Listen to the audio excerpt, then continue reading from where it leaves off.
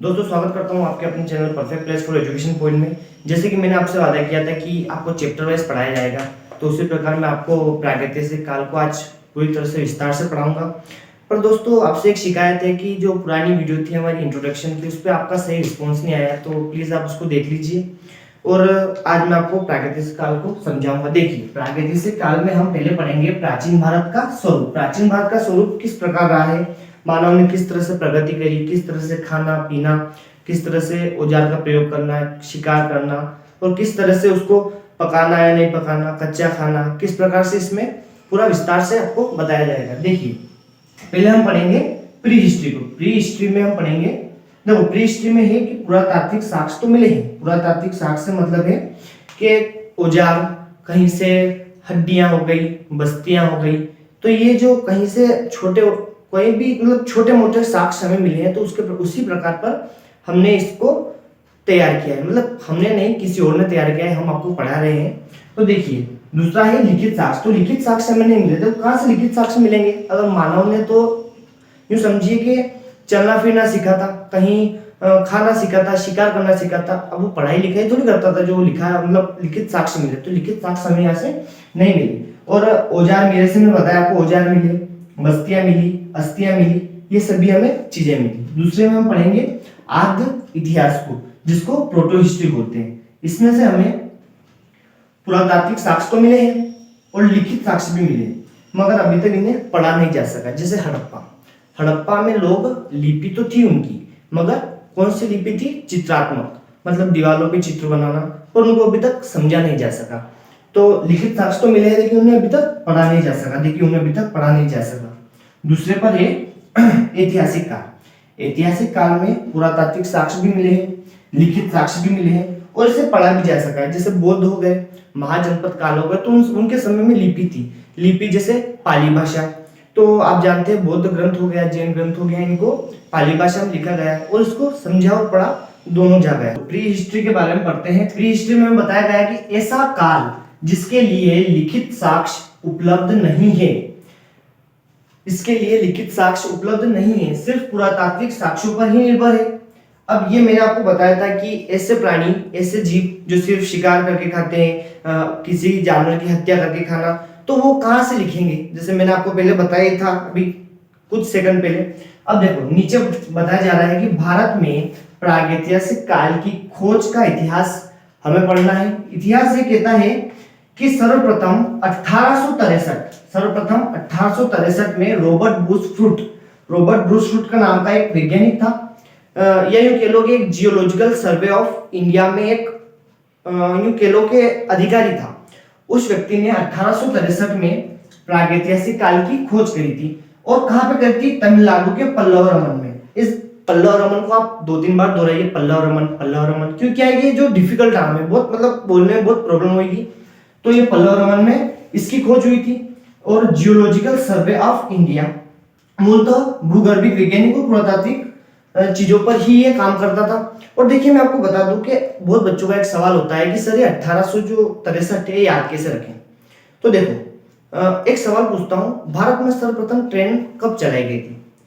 तो आप सब जानते हैं कि भारत में सर्वप्रथम ट्रेन चलाई गई थी 1853 में। अगर 1853 में ट्रेन चलाई गई थी, तो उसमें 10 साल ऐड कर लो। 1863 में रॉबर्ट ब्रूस फ्रूट ने प्रागैतिहासिक काल की खोज कर दी थी। तो आपको केवल यहाँ पर ये याद रखना है कि भारत में जो ट्रेन है वो 1853 में चलाई गई, उसमें 10 साल ऐड कर दो, तो 1863 में प्रागैतिहासिक काल की खोज हो गई थी। अब देखिए, इसलिए रॉबर्ट ब्रूस फ्रूट को भारत में प्रागैतिहासिक काल का जनक कहा जाता है। मतलब प्रागैतिहासिक काल को खोजा था ना, इसलिए उनको फादर ऑफ प्री हिस्ट्री भी कहा जाता है। देखिए, आगे हमें दे रहा है भारत का पुरातात्विक विभाग का जनक।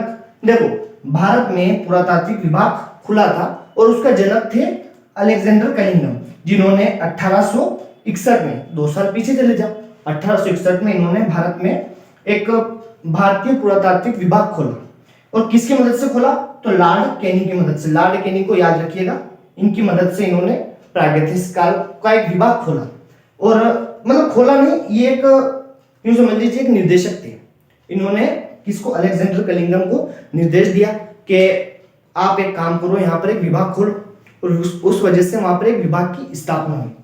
तो जो आज संस्कृति मंत्रालय है दोस्तों, जैसे लिख रखा है देखो, वर्तमान में पुरातात्विक सर्वेक्षण विभाग संस्कृति मंत्रालय से संबंधित है। देखो संस्कृति मंत्रालय जो आप सुनते हो वही पुराने समय में पुरातात्विक विभाग था, तो उसको नाम बदल के संस्कृति मंत्रालय कर दिया गया और 2011 में इसको हुए 150 वर्ष पूरे हुए, तो इस वजह से उन्होंने सेलिब्रेशन भी किया। देखते हैं हम, भारत में सबसे पुराने पाषाण उपकरण बोरी नाम की जगह से मिले। अब देखो ये बोरी नाम की जगह महाराष्ट्र में पड़ती है, ऐसे याद रखते हैं ना, बोरी, बोरा, कट्टा, तो इस तरह से याद रखते हैं। घर के उस नाम से इसको याद रखते हैं, बोरी, बोरी नाम की जगह है, वहां से हमें ये सबसे पुराने साक्ष्य मिले। याद रखिएगा, सबसे पुराने साक्ष्य हमें मिले हैं बोरी नाम की जगह से, जो लगभग 14 लाख वर्ष पुराने, 14 लाख वर्ष पुराने हैं। पुरातात्विक, देखो पुरातात्विक एक व्यक्ति था थॉमसन, इसने जो कोपेनहेगन, जो डेनमार्क की राजधानी है, वहां का एक संग्रहालय है, मतलब ऐसे पुरातात्विक उसकी वस्तुओं के हिसाब से या उसकी वस्तुओं के आधार पर प्रागैतिहासिक काल को 3 भागों में बांटा है। तो देखो इसका नाम तो आपको याद रखना बहुत जरूरी है, थॉमसन इसका नाम है, और वहां का एक संग्रहालय है, कहां पर है, डेनमार्क में। डेनमार्क की राजधानी कोपेनहेगन है, ये कोपेनहेगन आप याद रखिएगा। वहां पर एक संग्रहालय है, उसके हिसाब से प्रागैतिहासिक काल को 3 भागों में उसने डिवाइड किया है। पहला भाग है पाषाण काल, दूसरा भाग है कांस्य युग और तीसरा है लोह। देखो मैं बता दूं आपको, पहले देखो इसको समझने का आसान तरीका पाषाण, मतलब सबसे पहले इंसान ने पत्थर का प्रयोग करना शुरू किया, या पाषाण काल। दूसरे समय में इंसान ने तांबा और टीन, जिसको हम जस्ता बोलते हैं, उन दोनों को मिलाया और कांसा बना लिया और कांसे का प्रयोग करना शुरू किया। और उत्तर वैदिक काल आते आते उन्होंने लोहे को पहचाना और लोहे का प्रयोग करना सीखा। अब यहाँ पर तो ये मटेरियल समाप्त होता है, लेकिन पाषाण काल में हम 3 चीजों को पढ़ेंगे, पूरा पाषाण काल, मध्य पाषाण काल और नव पाषाण काल। दोस्तों आपका प्री हिस्ट्री वैसे तो खत्म नहीं हुआ है, इससे आगे हम और आपको पढ़ाएंगे, पर अभी आपसे आगे लेता हूँ। और इसी तरह की अमेजिंग वीडियो और पाने के लिए हमें लाइक करें, शेयर करें, सब्सक्राइब जरूर करें, और डिटेल जानने के लिए हमने नीचे डिस्क्रिप्शन में टेलीग्राम लिंक दी है, उसको ज्वाइन करें। और जय हिंद, जय भारत।